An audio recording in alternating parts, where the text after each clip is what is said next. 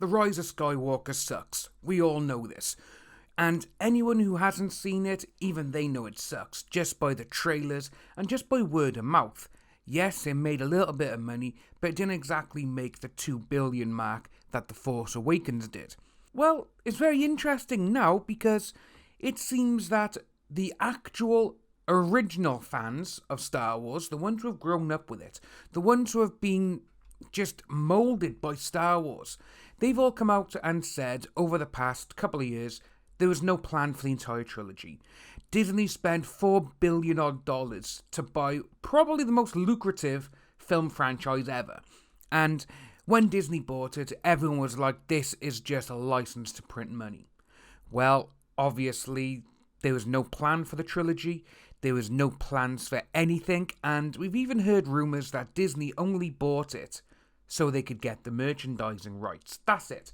And obviously we heard stories that about Palpatine and Kenobi and Skywalker, and that all of these names were going to be Rey. Well, obviously, if you've seen it, it's been out for 9 months now, 10 months. Spoiler warning, don't really care about that. We all know now that Rey is a Palpatine. She is Emperor Palpatine's granddaughter. But that wasn't actually the case, even though they want to make you think that. We're going to take a little look at something now, so we're going to spin this around. We got a couple of websites to look through. This is first of all coming from Bounding into Comics. Daisy Ridley reveals Rey Kenobi connection proposed during development of Disney's Star Wars trilogy. It goes on to saying that going through the film, at first in The Force Awakens she may have been someone, but then obviously Rian Johnson came in and completely just gutted the entire Star Wars franchise. He got rid of the actual fans. And, when he went on Twitter and people were saying, it's not a great movie, it's not this, it's not that, it's not Star Wars. Well, what did he do? And what did people who work for Disney and Lucasfilm do? They started having a go at the fans. Rule number 1, when you have a fan base like Star Wars, you do not want to piss off the fan base. Because they're the ones who make or break a film.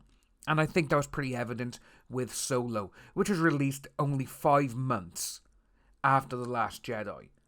It had a budget of $300 million, and the worldwide total was like $380 million. The first ever Star Wars film to bomb. So during September 8th appearance on Jimmy Kimmel Live, Daisy Ridley told guest host Josh Gad that at the beginning they was toying with an Obi-Wan connection. There were different versions. Then it really went to It Was No One, Last Jedi. And then it came to episode 9 and J.J. Abrams pitched me the film and was like, oh yeah, Palpatine is granddaddy. So, in episode 7, when Rey is handed Luke's lightsaber by Maz Kanata, you actually hear Ewan McGregor's voice saying, Rey, this is it. Or something along those lines. Can't remember what it was. But you hear Obi-Wan's voice. And obviously, that made a little bit more sense to a lot of people. And it made even more of a plot point because Ewan McGregor came out and said he actually recorded those lines for that film. So even Ewan McGregor at the beginning was like, right, okay, she's going to be a descendant of Kenobi. Or she could be Kenobi's daughter or even granddaughter. And then it carried on, we got, however, it seems the writers were unable to agree upon a backstory for Rey. As Ridley then explained, 2 weeks later, he was like, oh, we're not sure yet. And it kept changing. Even when we were filming, I wasn't sure what the answer was going to be. That is just absolutely terrible because you're filming episode 9, well, like I said, it was meant to be the closing episode of the Skywalker saga, and you don't even have an ending. You haven't even got an ending in sight. You don't even know what you're going to put there. But we're going to carry on because another website we got, which is actually very, very interesting. Of course, Josh Gad and Daisy Ridley, they actually co-starred together in Murder on the Orient Express.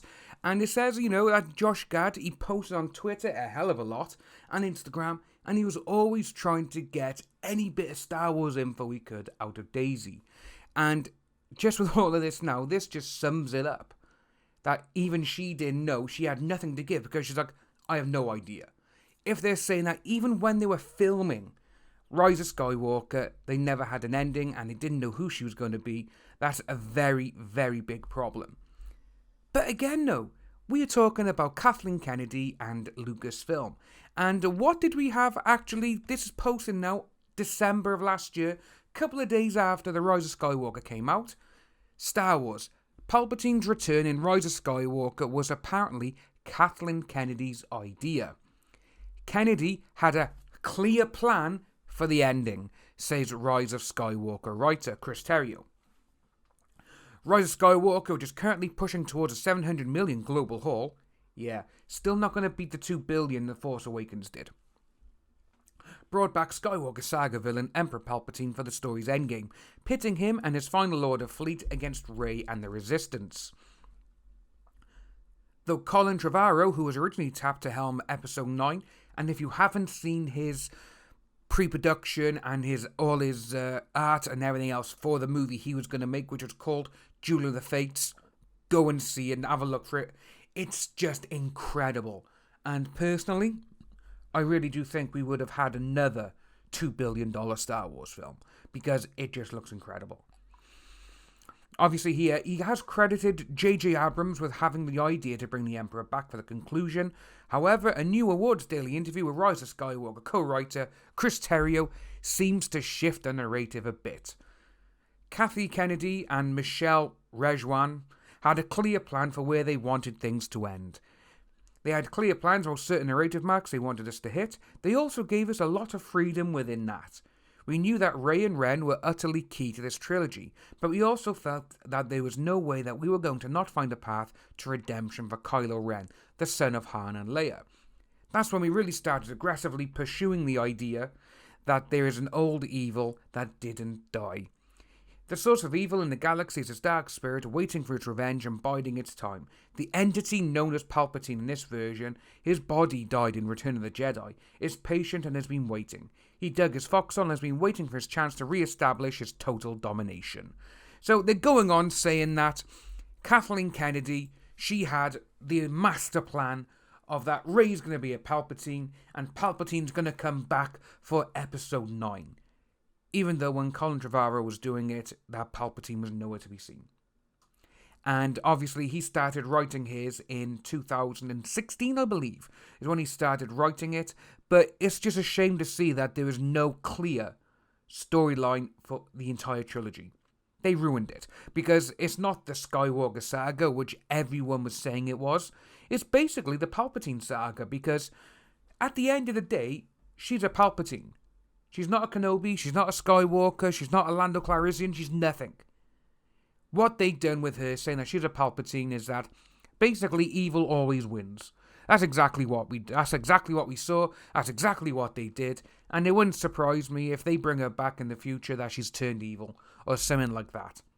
But at the time when they bought it, obviously $4 and a bit billion, it was a huge thing. License to print money, in the end, they messed it up. No one buys the toys anymore, and that is that on Star Wars. So if you are new to the channel, please like and subscribe, hit that notification bell for future updates, and I'll see each and every one of you soon.